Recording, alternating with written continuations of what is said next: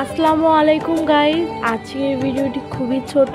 আজকের ভিডিওতে শুধুমাত্র আমি দেখাচ্ছি যে চাঁদ রাতের দিনে আমি কাকে কাকে কেমন ধরনের মেহেদি লাগিয়ে দিয়েছি। জাস্ট ছোট ছোট ক্লিপ নিয়ে আজকের ভিডিওটি তৈরি করা। এখন আমি একটা ফানি ভিডিও দেখাবো, তো চলুন শুরু করি।